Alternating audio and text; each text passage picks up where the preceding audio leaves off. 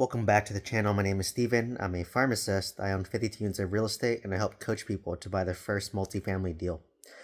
So I want to talk about the easiest way to escape the rat race of W2, in my opinion.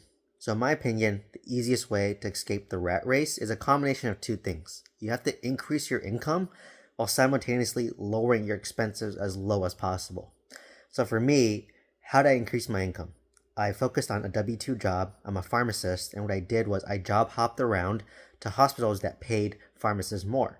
So in California, for example, there's some hospitals like Kaiser that pay pharmacists more, or if you work for like a hospital, or if you work for like a bigger hospital, they have different pay scales. Some pay more than others. So for me, I always thought, well, you're doing the same work, might as well get paid more, right? So I always would jump around to different hospitals that would pay me more as a pharmacist. And it was completely arbitrary. Like for some reason, like you go to like Kaiser, let's say you're getting paid $90 an hour.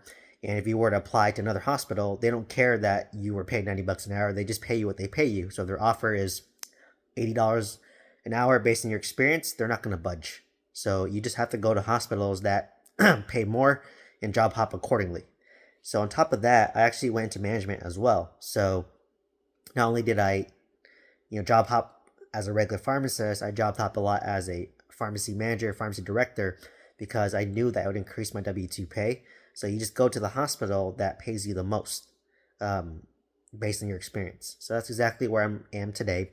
I'm at a hospital that pays very well, and I had to like work my way to get there. So over my 13, 12 year, pharmacist journey, I focused on increasing my W2 by job hopping and going into leadership. So that's how I increased my W2.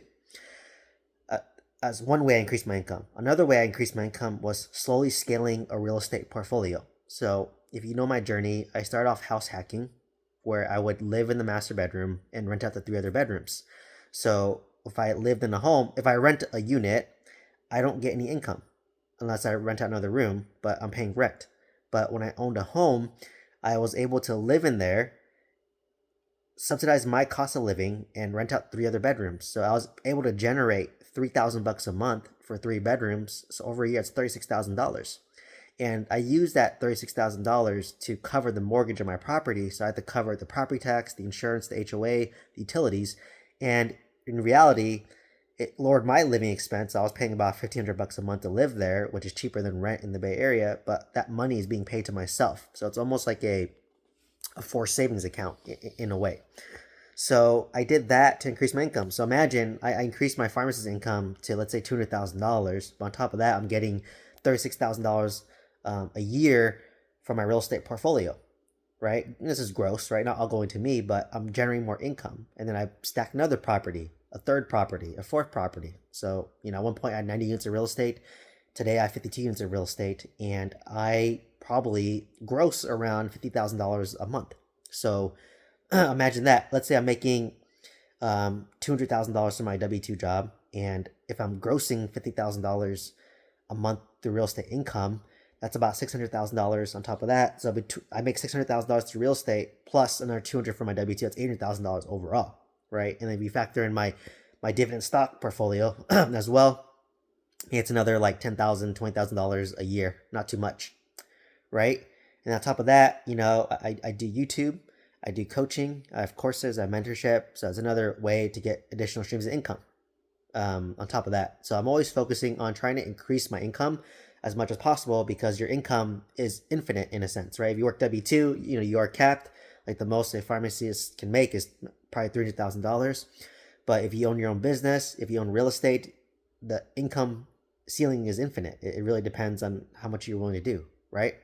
So, I was always focusing on increasing my income over time, and just doing that gradually, right? Like starting in property 1, property 2, property 3, property 4, going to multifamily real estate, buying my second apartment. So that's kind of one thing that I've done, was just focusing on increasing my income through W2 as well as through real estate, as well as now, kind of my side business that I do with like YouTube and coaching.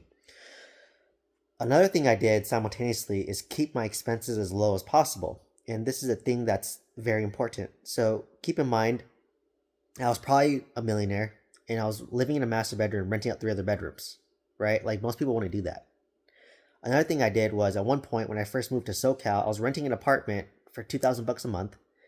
I owned 90 units of real estate, and I was living in a 450 square foot studio in Santa Monica on Ocean Avenue, really small. And I was worth like $5-6 million, 90 units of real estate, and I was living in a small studio apartment with my fiance, now wife.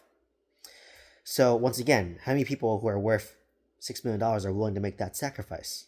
And for me, it just didn't make sense to own a house because, if I own a house today, my all-in cost is $7,000 a month.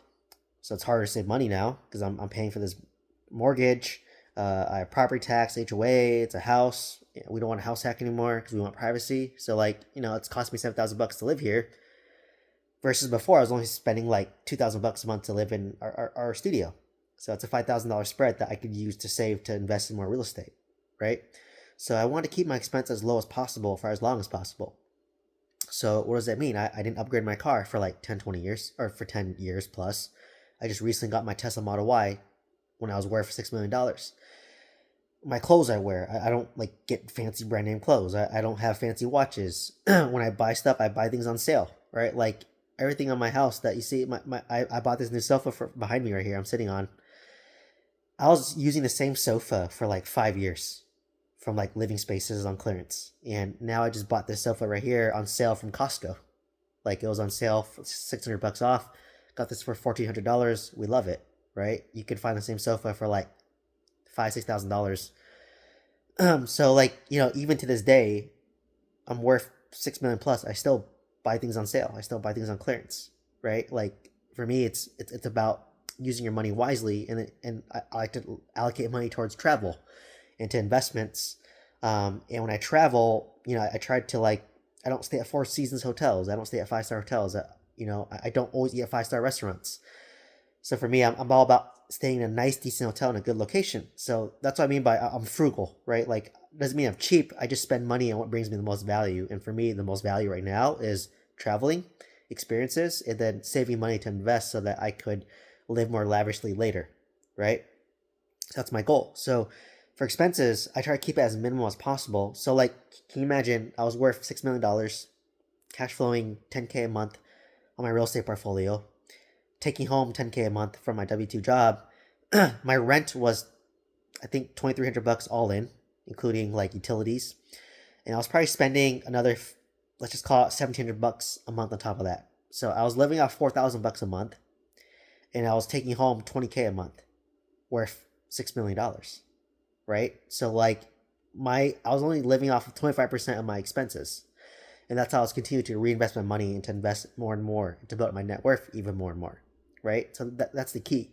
So you want to keep your expenses as low as possible. And like you said, the lowest I could have done was $4,000 a month, right? Like I would say $2,300 in rent is about as low as you can get in a nice area.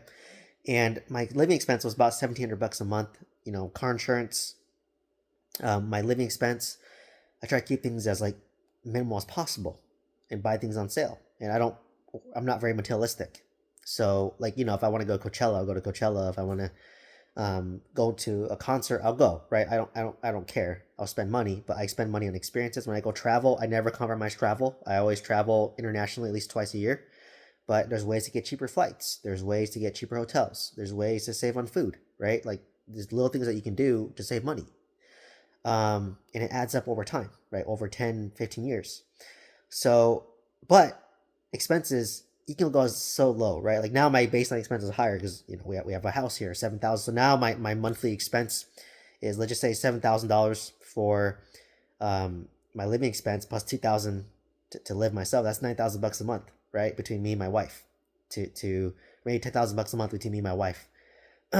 Right? So for me, if I want to retire early, it's hard to retire if my expenses are $10,000 a month. But if I can pay off my primary residence by selling a piece of real estate, so yes, if I sell a piece of real estate, I'm gonna lose, $4,000 a month, which ends up being $50,000 a year in gross income, rental income. But if I'm able to use that to wipe off my mortgage, which would lower my expense by about $6,000 a month, so I'll go back to $4,000 a month in expenses. So if I have $4,000 a month in expenses and my real estate income is 10K, and let's just say between my other streams of income, maybe I'm averaging 12K a month. So my expense is 4,000. I'm taking home 12,000. I'm living off about 1/3 of my income. So it's still comfortable. It's still a margin, and the house is paid off. So you're not as stressed.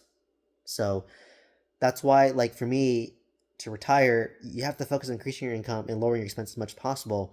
So obviously, in LA, if I rent, it's cheaper. I can retire faster. But we want a house to raise our kids in.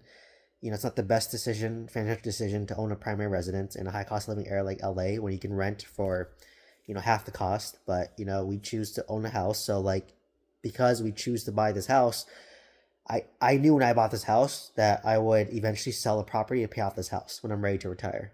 So, I would lose my $4,000 a month in rental income, and I would lose the appreciation I get from that property, but I would gain, you know, saving $6,000, $5,000 a month on my mortgage so that I could retire and lower my expenses, right? So I'm kind of making a little bit of trade off where, um, basically lowering my expenses so that because real estate income is more variable, I feel more comfortable knowing that where I live is covered, right? For $2,000 a month, I just can cover the cost of my house, and I could just work part time to easily cover $2,000 a month. Versus I cannot cover $7,000 a month working part time. That'd be all my income.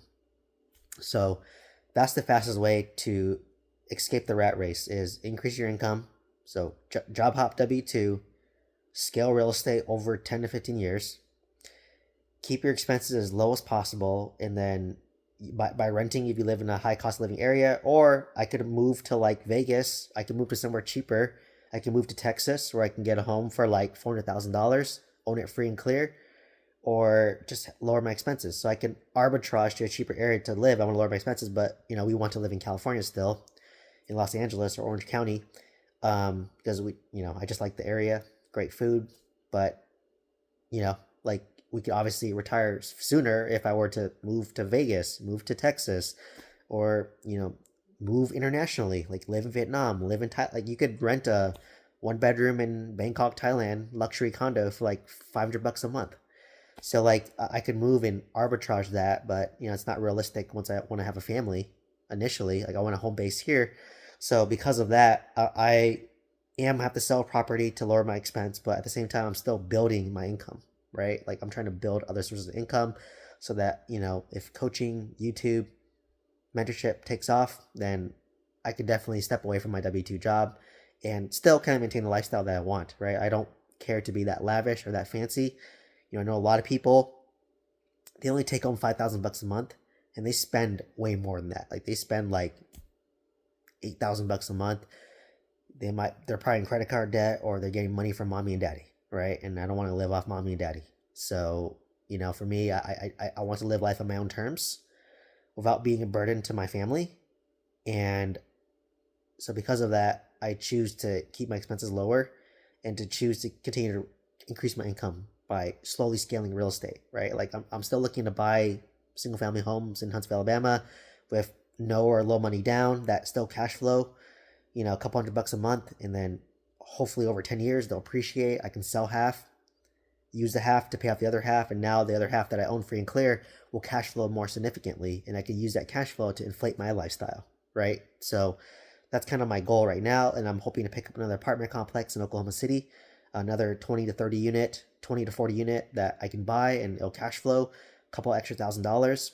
And, at that point, I won't need anything else, right? If I can get to 20K a month in real estate income, through my other income, and my expenses are like $4,000 or $5,000, then that's pretty good, right? I'm living at 25% margin.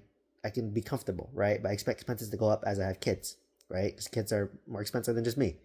So, I know I have to increase my income because I know my expenses will go up, right? So if my house is paid off, let's say our expense is $4,000, but once I have kids, my expense might be $6,000 a month. So at 20,000, it'll be 1/3. I have margin. So anyways, hopefully you learned how I plan on going the fastest way to retire. I'm hoping to retire by 40. So that's 17 years of working and about 12 to 15 years of investing in real estate, or no, 13 years of investing in real estate. I started 2017. So it takes about 15 years if you're going fast, to retire from real estate while keeping your expenses low. So, anyways, let me know what questions you have. If you want to join my mentorship program, you want coaching, you want a course, click on my link tree down below. You can see all three. On the link tree, you can see my email address. You can send me an email if you want a discount code. If you have questions, happy to answer them. Happy to give you a discount code as well. Also, I have a free newsletter as well that you can sign up for in my link tree. So please sign up for that. I like to send out some emails sometimes. Otherwise, please like, comment, subscribe. Hope to see you in the next one. Thank you so much.